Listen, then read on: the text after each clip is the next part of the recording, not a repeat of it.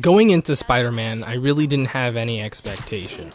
I was excited to play it, but never thought of it as one of my most anticipated games. I saw all the praise it got, the wall of 9 out of 10s, and that still didn't move the needle for me. And once I started playing it, I still had reservations 4 hours in. I thought the game threw a lot at the player in its opening. An example of the problem I had was the variety of ways to dodge in the game. It immediately gives you 3 different ways to dodge, all of them a different combination of button presses. This led to a weird opening level where I didn't feel effective in combat. Yes, I knocked out all the guys, but I felt like I could be doing better. They've crossed the line. Another area of the game that wasn't up to snuff in those 4 hours was the story. Since the game is open world, I felt like I was just bouncing back and forth across the map, going from one mission to the next. Those missions in the early game were sometimes just cutscenes, where when they ended you just went to the next marker on your map. But that was just the opening. I knew that with time I would get accustomed to the combat system and would get better. The swinging was okay, but there was probably a learning curve in there as well. I could hope that the story got better, but I had no control over that fact. The next 20 hours or more, I wasn't really keeping count, proved me right. I think that the combat system is actually pretty good. It has a lot of depth for someone who wants to show off the versatility of moves that you can do. The swinging became a joy. Playing around with building speed, unlocking new ways to traverse, and catching pigeons were all really fun to do. And though the story was predictable, especially if you've seen any of the Spider-Man movies before Homecoming or know stuff about Spider-Man in general, it does a good job with establishing relationships and crafting the situation.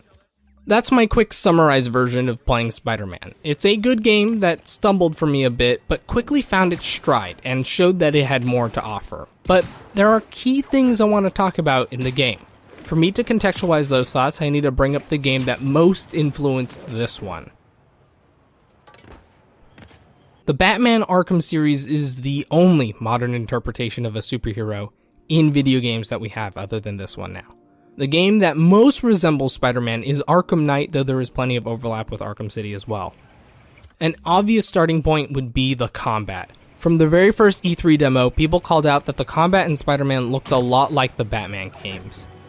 While the Arkham games have you stealth the levels before it throws a ton of guys at you, Spider-Man truly works when you are fighting a crowd.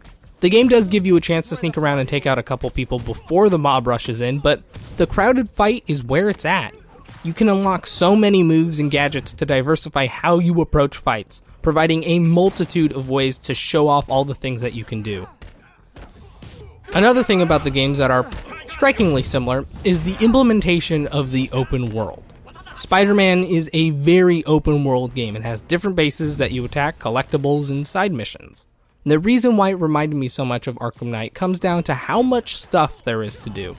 Now, this game isn't overbearing like an Assassin's Creed game, but it does have a lot of stuff. I guess this could be a pro or con depending on if you like these kinds of things, but there does seem to be a little bit too much, especially since most of the open world elements are the same. There isn't a lot of variation in the kind of open world activities you can do. An example for this point would be the bases that you can attack. In any other open world game, there would be bases around the map that you clear enemies out of, and that's fine. But just like in Arkham Knight, Spider-Man thought that adding 4 times as many outposts would be a good idea. It's not the amount that bothers me, it's the fact that the game pretends it has 4 different kinds of bases. All of the enemies use the same gear. They all do the same damage. Each base has you go through 6 waves of enemies. So it sometimes comes off as busy work.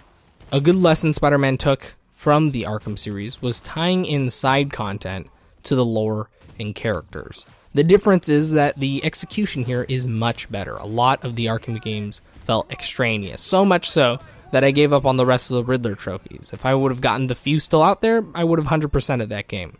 For Spider-Man, I got all the collectibles, I did all the Black Cat activities, and took a picture of all the landmarks. All of that felt natural, and it didn't make me feel like I had to go out of my way to do them.